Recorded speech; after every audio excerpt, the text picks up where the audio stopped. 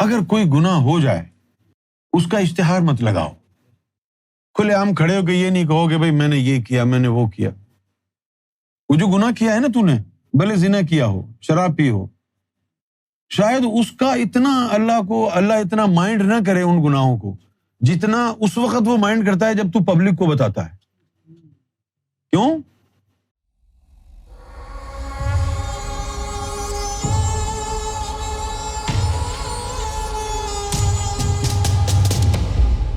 تم کو یہ نہیں پتا ہے، ہم نے سنا ہے سرکار سے، سرکار نے فرمایا کہ اگر کسی کو اپنے باپ کا پتہ نہ ہو بلکہ ولد الزنا ہو، حرامی ہو، اس کی ماں کا جو جس سے تو نے جنم لیا نطفہ وہ بغیر نکاح کے ہو، اور تجھے اس میں ذات اللہ مل جائے، تیرا قلب منور ہو جائے، تو تجھ سے زیادہ حلالی کوئی نہیں.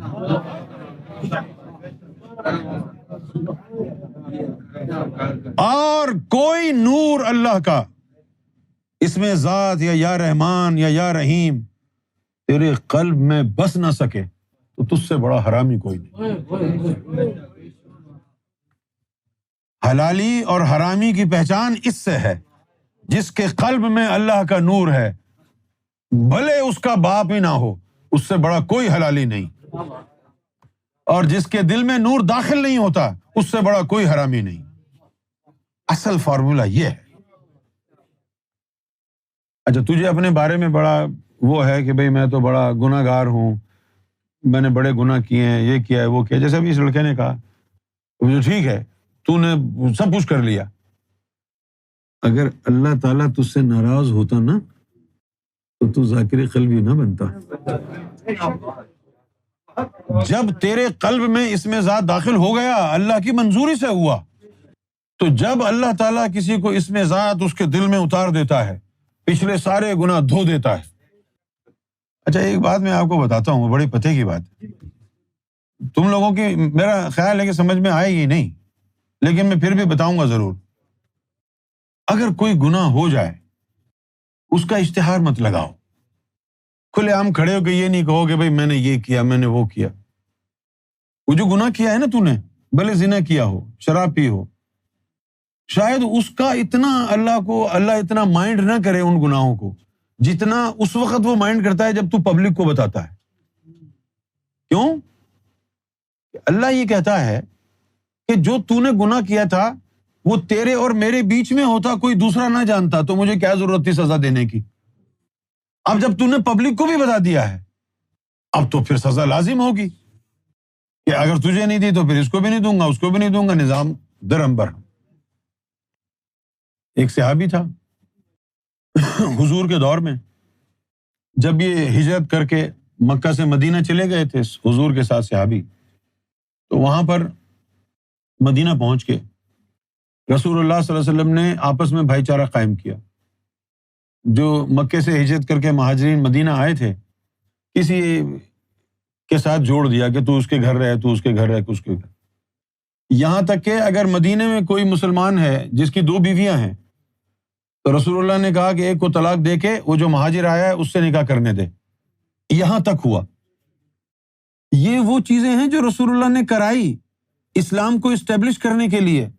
جس طرح رسول اللہ نے شادیاں کی 11 اسلام کو اسٹیبلش کرنے کے لیے، حالانکہ بیوی تو صرف ایک تھی، باقی جو 10 تھیں وہ تو سب اسلام کی خاطر تھی.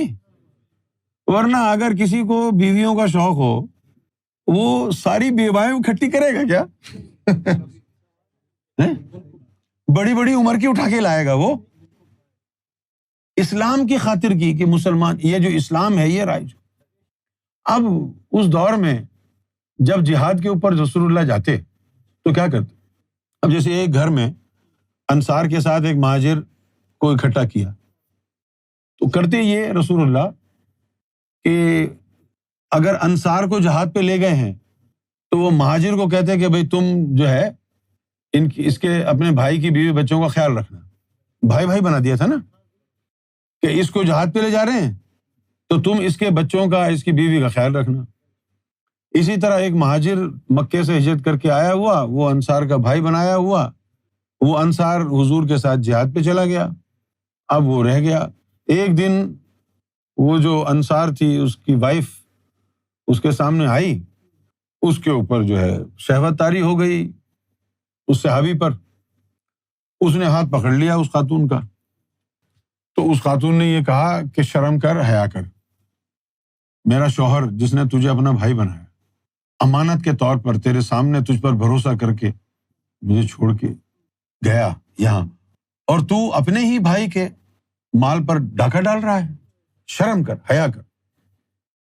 تو he was stunned, he was left beguiled, he couldn't move۔ اس کے اوپر ایسا غلبہ خوف کا طاری ہوا، وہ گھر بار چھوڑ کے چلا گیا جنگل اور روتا رہا، انتظار کرتا رہا کہ حضور جہاد سے کب آئیں گے واپس۔ اس کے بعد جو ہے جب اس کو پتہ چلا کہ حضور جہاد سے واپس آ گئے ہیں، تو سب سے پہلے گیا ابو بکر کو جا کے بتایا کہ بھئی یہ حرکت ہو گئی ہے مجھ سے، یہ والا کام مجھ سے ہو گیا ہے، میں کیا کروں؟ انہوں نے کہا بھائی چل بھاگ یہاں سے، ایسا برا آدمی تو میرے پاس کیوں آیا ہے، تیری کوئی بخشش نہیں۔ سب کے پاس گیا، سب نے جواب دے دیا، پھر آخر میں حضور صلی اللہ علیہ وسلم کے پاس جا کے بھی اس نے اپنی یہ کہانی سنا دی۔ اب جب حضور کو بھی کہانی سنا دی، اس کے بعد تو جبریل نے آ کے کہا یہ تو بھئی معاملہ بگڑ گیا ہے۔ حضور نے اس کو سمجھایا کہ بے وقوف، تو نے جو گناہ کیا تھا وہ اپنی ذات تک رکھتا، میں اولو العزم رسول، مجھے تو نے گواہ بنا لیا اپنے گناہ کا۔ پھر اللہ نے کہا کہ بھئی ہمارے علاوہ کون بخش سکتا ہے؟ تو سب سے جو بری بات ہوئی اس میں یہ کہ رسول اللہ کو اپنے گناہ پر گواہ نہ بناؤ، اگر تم سے کچھ ہو بھی گیا ہے اپنے دل میں رکھو۔ اتنی بڑی ہستی کو گواہ بنا لیا گناہ پر، اتنی بڑی ہستی پر اس کو اپنے اوپر گواہ بنا لیا، تو ڈھنڈورا مت پیٹو اپنے گناہ کا، نہ اپنے گناہ کا ڈنڈورا پیٹو، نہ لوگوں کے عیب اچھالو، یہ باتیں اللہ کو پسند نہیں۔ اگر تم سے کوئی ہے یہاں پر جو گناہ سے پاک ہے، سبھی گناہ ہیں، سبھی گناہ گار ہیں، تو پھر اللہ کی رحمت پر تکیہ کرنا پڑے گا، نہ یہ ڈھنڈورا نہ پیٹے کہ مجھ سے یہ گناہ ہو گیا وہ گناہ ہو گیا۔ میں نے کئی دفعہ یہ باتیں کہی ہیں، مجھ سے زیادہ کوئی گناہ گار نہیں ہے۔ ابے بھائی ہم کمپٹیشن کرا لیں گے کسی دن گناہوں کا، کہ دیکھیں گے کون سب سے زیادہ گناہ گار ہے۔ گناہ پر کبھی بھی گواہ نہ بناؤ کسی کو۔ اچھا عام آدمی کو گواہ بنایا تو خیر ہے، اس کا تو کوئی تعلق رابطہ نہیں ہے نا اللہ سے۔ ہم کو بھی آ کے کہہ دیں اگر آپ کہ سیدی یہ ہو گیا ہے، تو ہو گیا کام بیٹا، نہیں آگے بتاؤ، جو ہو گیا ہے گناہ دل ہی دل میں تہیہ کرو، دوبارہ نہیں کرو گے، اور اللہ پہ چھوڑ دو، وہ معاف کرنے والا ہے۔ اس کا مطلب یہ نہیں ہے کہ بھائی مجھے نہیں بتانا اور کرتے رہو روزانہ، یہ نہیں ہے اس کا مطلب۔